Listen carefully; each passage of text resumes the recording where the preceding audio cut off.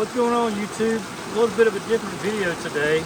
We're out in Alpine, Wyoming, and I found a small creek to camp by. I've been wanting to find a small creek to camp by specifically because of my Camplux hot water heater. Now, we're going to show you this Camplux water heater, and I absolutely love this thing. Sorry if you can't hear me very well, my microphone quit on me. Alright, so this is the Camplux water heater, Nano 3 Pro. It's just hooked up by propane right here, the little green bottles you can get. So we got the pull line with the pump on it. I'll show you that real quick. So there's the pump with the power, the black power cable. It just pulls the water, pushes it into here via the pump power right here, and then we turn it on. And I had it turned on a little while ago. You can see the pool line is or the inlet line is 46 degrees, outlet is 80 degrees. I have it set almost to max, is about where I like it. But as far as these lines go, it's just as simple as pulling and doing that right there. So what it's going to look like when you put it all together, you're just going to pull this little cap off right here, and you don't have to do anything more than just push it on there until it clicks. So what I'm going to do now is I'm going to turn this pump on, and you can see the pump is starting. In a minute you'll hear the gas ignite. So right now it's off. You push in to stop and push out right here to start. So you won't hear it, but I'll hear the gas ignite. So I just heard the gas ignite, and you see the inlet temp 48 degrees, outlet is 69 right now, and it'll crease up to 80. And that's about where I like it. And what's nice about this is that it has its own battery supply in here, so you don't have to have a separate battery supply system like I have in my truck versus like 120 volt or 12 volt. But it comes with a 12 volt charger for this thing. For my specific use, I did not like the handles on it. Just being 100% honest. I didn't like the handles because I had to store it in a specific spot under my couch right here. And with those handles, it wouldn't fit. So what I did, with this one, it's easy to access. The one on the back is easy to access, just to unscrew. And I just took some paracord shoestring and drilled a hole here and over here and tied the knot.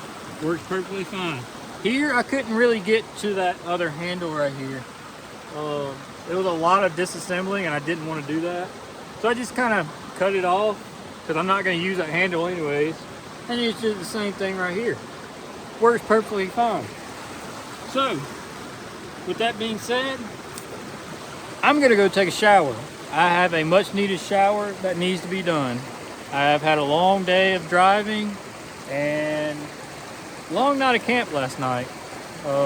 We were in the sand dunes. But without further ado, I'm going to go take a shower. See ya.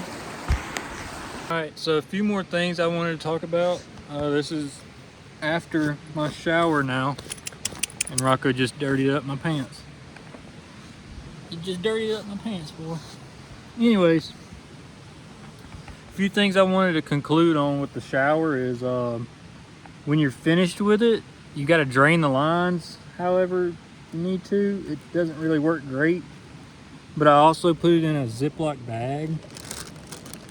So if there's not already a storage solution so water doesn't get everywhere, would be fantastic. Here's the charging cable, 12 volt adapter into that little pin adapter, and it goes right here. Now when you're putting this stuff away, you want to of course remove your lines and then take the system and just tilt it forward to get all the, let's see if I can do this,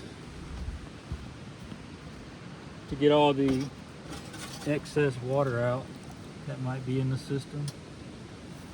So that looks about good. I'm gonna close these up and put this back in under my couch. And then my little propane bottle, I just put the cap that it comes with back on and store it in the back of the truck.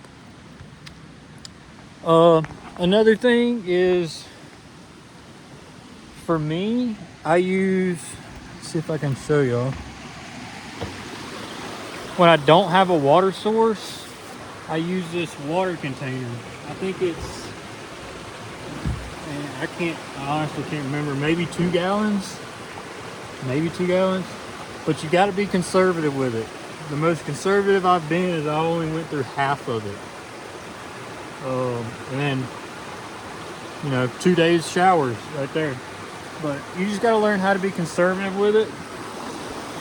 For me, I didn't use my shower cue from OVS because of all the tree limbs right here, and actually just how tall the truck is right here. Because I had to level it off with some rocks. But let's see. And then for me,